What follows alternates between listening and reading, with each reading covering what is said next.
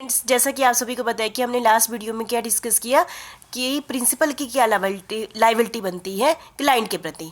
आज मैं आपके साथ डिस्कस करूंगी एजेंट की क्या लाइबिलिटी बनती है क्लाइंट के प्रति। ठीक है।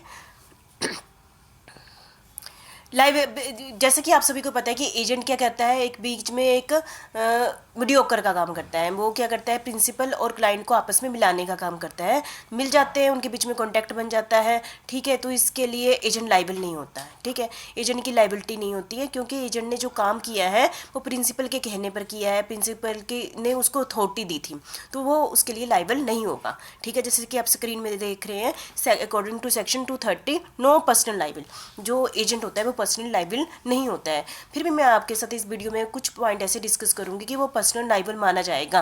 ठीक है, लेकिन जब वो अपनी अथॉरिटी के बाहर कार्य करता है कुछ ऐसी कंडीशनों में, ठीक है, पर एजेंट लाइबल नहीं माना जाएगा यदि उसको वैसे ही जो कि प्रिंसिपल ने अधिकार दिए हैं उसकी बाउंड्री में रहकर कार्य करता है, तो वो थर्ड पार्टी के प्रति क्या रहेगा, लाइबल नहीं माना जाएगा किसी भी कार्य के लिए। एजेंट चाहे कहाँ लॉस भी हो जाए तभी प्रिंसिपल ही लाइबल माना जाएगा। जैसे कि agent can not made personal liable नहीं माना जाएगा। ठीक है, दूसरा है नो स्पेसिफिक परफॉर्मेंस, एजेंट से नहीं डिमांड की जाएगी कि वो कोई परफॉर्मेंस दे। ठीक है, agent can not personally enforce the contact, agent कोई भी पर्सनली इन्फोर्स नहीं कर सकता है कॉन्टैक्ट को करने के लिए। ठीक है, क्योंकि उसने उन दोनों के बीच में कॉन्टैक्ट बनाया है, इसमें एजेंट का रोल सिर्फ उनको मिलाने का, उनकी चीज़ें करने का है, उसका कोई पर्सनली इंटरेस्ट नहीं होता है। ठीक है, अभी मैं आपके एक्सेप्शन करूंगी इस रूल के अगेंस्ट, या हम दूसरा पॉइंट ये कह लें, agent liable to third party. Agent क्या है, थर्ड पार्टी के प्रति क्या है, लाइबिलिटी बनती है। किस किस केस में बनती है, वैसे तो ये सारे पॉइंट हमने पहले भी डिस्कस कर लिए हुए हैं। ठीक है, पर इस टॉपिक के under when the contact expressly provide, जब उस कॉन्टैक्ट में स्पेशल नहीं लिखा हो, जैसे कि कॉन्टैक्ट बनाया जब एजेंट ने प्रिंसिपल और क्लाइंट के बीच में कॉन्टैक्ट किया, तो उसमें बीच में स्पेशली मेंशन कर दिया कि एजेंट भी इस बात के लिए रिस्पॉन्सिबल माना जाएगा, तो उस कंडीशन में एजेंट क्या माना जाएगा, रिस्पॉन्सिबल माना जाएगा, तो उसकी लाइबिलिटी तब बनेगी। यदि उसमें कुछ भी मेंशन नहीं किया गया है तब नहीं होगी। तो मैं यहाँ पर ये हमारा हेडिंग ही है कि एजेंट क्या है, लाइबल है। किस केस में लाइबल होगा, जब उस कॉन्टैक्ट में क्या होगा, मेंशन किया होगा। ठीक है, when the contact expressly provided, contact में लिखा गया है, तब उस केस में क्या होगा, वो क्या होगा, लाइबल माना जाएगा। दूसरा पॉइंट है when agent act on behalf of a foreign principal.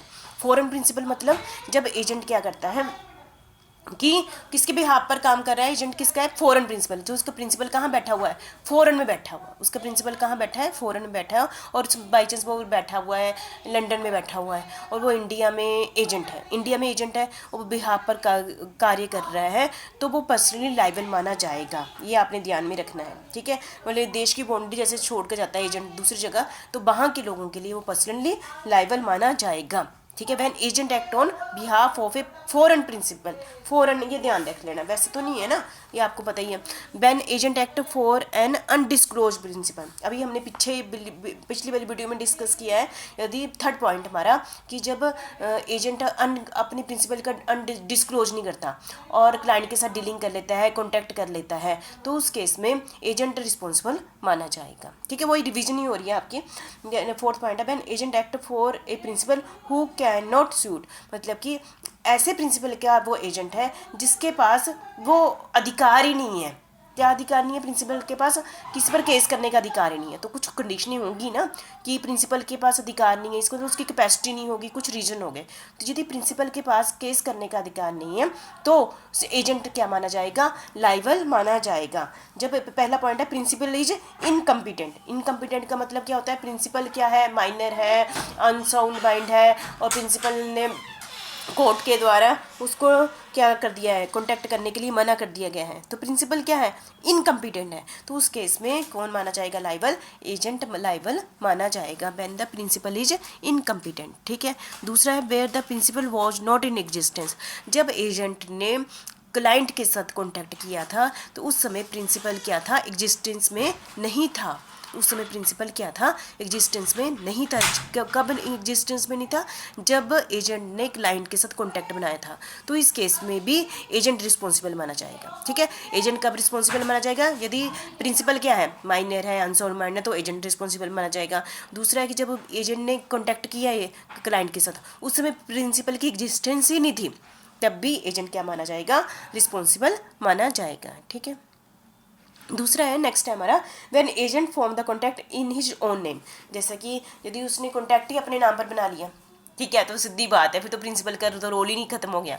उसने अपने नाम से when agent form the contact in his own name, अपने नाम पर कॉन्टैक्ट बना लिया और किसके साथ, क्लाइंट के साथ, तो रिस्पॉन्सिबिलिटी भी किसकी होगी, एजेंट की होगी, तो प्रिंसिपल की रिस्पॉन्सिबिलिटी नहीं होगी। ठीक है, when an agent does not fulfil his legal obligation, when agent does not fulfil his legal obligation, देखो ऑब्लिगेशन होती है ना, एजेंट की भी होती है, और जो लीगल होता है ना, जब कॉन्टैक्ट बनाएगा उसने ये काम करने थे, लीगली ये काम करने थे, पर एजेंट वो काम नहीं करता है, तो जिसके कारण कि लॉस हो जाता है, तो उसके लिए, क्योंकि प्रिंसिपल ने तो उसको कहा है ना कि लीगली काम करे, पर वो नहीं कर रहा है, तो इसका मतलब यदि थर्ड पार्टी को लॉस होता है तो एजेंट रिस्पॉन्सिबल होगा, प्रिंसिपल नहीं होगा, क्योंकि उसने, एजेंट ने नहीं फुलफिल की है लीगल ऑब्लिगेशन, नहीं की है। ठीक है, ये तो नेचुरली है ना। Where an agent commit breach of authority, breach of authority मतलब कि जो उसको अथॉरिटी दी गई है, जो कि आपने ये काम करना है, और उसने वो अथॉरिटी क्या कर दी है, भंग कर दी है, उसमें कोई अड़चन डाल दी है, तो उस केस में भी कौन माना जाएगा, रिस्पॉन्सिबल एजेंट माना जाएगा, क्योंकि उसको ब्रीच नहीं करनी थी, उसको अपनी अथॉरिटी के अंदर रह कर ही काम करना था। ठीक है, तो मैं ज़्यादा नहीं डिटेल में जाऊँगी, बार बार रेपिटेशन नहीं हो रही है। ठीक है, 8 पॉइंट है लाइबिलिटी ऑफ प्रीटेंडेड एजेंट। प्रीटेंडेड का मतलब, प्रीटेंडेड मतलब जो लोगों के सामने शो कर रहा है कि मैं एजेंट हूँ पर है नहीं है, तो क्या होगा, और लोग उस पर विश्वास करके कांटेक्ट कर लेते हैं, तो वो लाइबल माना जाएगा। ठीक है, जैसे कि हमने किया था, है ना, एक हमने ये भी पॉइंट किया था कि एजेंट ने ऐसा काम कर दिया है जिसके कारण कि अपनी अथॉरिटी के बाहर कर लिया है, तो प्रिंसिपल लाइबल नहीं होगा, लेकिन फिर भी क्या करता है प्रिंसिपल, रेटिफाई कर देता है, तो उस केस में प्रिंसिपल लाइबल माना जाएगा। ये हमने कर लिया है। ठीक है, और यदि वो झूठ बोलता है कौन, एजेंट, तभी वो ही रिस्पॉन्सिबल माना जाएगा। ठीक है, हमारा 9th पॉइंट है when person falsely acting as agent without having an intention to perform. Person false, एक ऐसा पर्सन जो वो झूठ बोल रहा है, मैं एजेंट हूँ विद, और एजेंट बोल देता है, ठीक है, लेकिन उसका पर्पज़ ही है कि मैंने उसके साथ कॉन्टैक्ट कंप्लीट नहीं करना है, without having an intention to perform, मैंने इसके साथ कॉन्टैक्ट कंप्लीट नहीं करना है, मतलब इसको कॉन्टैक्ट में फंसा देना है। ठीक है, पर मेन पर्पज़ क्या है, इस कॉन्टैक्ट को कंप्लीट नहीं करना है, तो पहले ही फ्रॉड है, मिस रिप्रेजेंटेशन एक्ट, झूठ बोल के उसको कॉन्टैक्ट में लेकर आ रहे हैं किसको, क्लाइंट को, तो इस केस में भी कौन बोल रहा है झूठ, सब कुछ कौन कर रहा है, एजेंट कर रहा है, तो एजेंट ही रिस्पॉन्सिबल माना जाएगा। ठीक है, वेयर ही रिसीव और पे मनी बाय मिस्टेक और फ्रॉड। देखो यदि तो एजेंट ने बड़ी गलती से पैसे रिसीव कर लिए क्लाइंट से, गलती से, देखो गलती मैंने बोला, या फिर फ्रॉड के अंदर, तो प्रिंसिपल थोड़ी रिस्पॉन्सिबल होगा, तो वो ही होगा ना, इसमें प्रिंसिपल का तो कोई रोल ही नहीं है, तो उसने गलती से पैसे पकड़ लिए हैं या उसने फ्रॉड कर दिया, तो प्रिंसिपल नहीं लाइबल होगा, तो वो खुद ही एजेंट ही रिस्पॉन्सिबल माना जाएगा। ठीक है, नेक्स्ट है हमारा वेयर हिज अथॉरिटी इज का विद इंटरेस्ट, जब उसकी अथॉरिटी क्या है, उसका इंटरेस्ट हो गया, मतलब कि क्योंकि जो एजेंट ने काम करना है किसके इंटरेस्ट में रहकर काम करना है, प्रिंसिपल के इंटरेस्ट में काम करना है।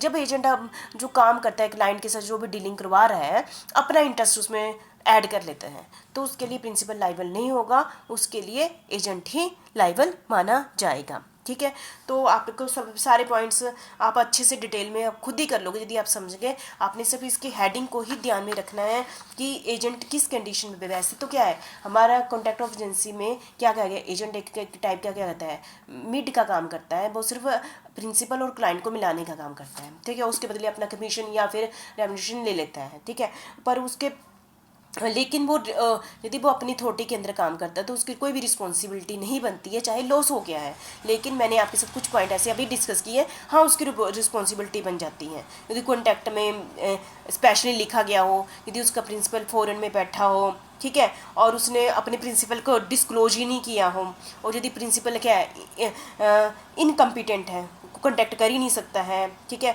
यदि वो खुद ही अपने नाम पर लोगों के एजेंट अपने नाम पर ही क्लाइंट के साथ डीलिंग कर लेता है, ठीक है, और ये सारी चीज़ें, ठीक है, और अपने आप को प्रेडिक्ट कर देता है कि मैं ही हूँ, मैं ही प्रिंसिपल हूँ, तब भी वो ही रिस्पॉन्सिबल माना जाएगा। ठीक है, यदि वो अपना इंटरेस्ट शो कर देता है, यदि उसने अपने प्रॉफिट के लिए क्लाइंट के साथ डीलिंग कर ली, तो वो ही रिस्पॉन्सिबल माना जाएगा, प्रिंसिपल लाइबल नहीं माना जाएगा। तो आज हमारा टॉपिक यही था कि क्या एजेंट की क्या लाइबिलिटी बनती है थर्ड पार्टी के प्रति। ठीक है, तो एक टाइप से एक सब्जेक्ट नहीं है, ये वैसे ही नॉर्मली बातें हैं जो हमें वैसे ही पता होती हैं कि किस केस में हम रिस्पॉन्सिबल होंगे। ठीक है, थैंक यू वेरी मच। आपने इस टॉपिक को बहुत अच्छे ढंग से कर लेना है।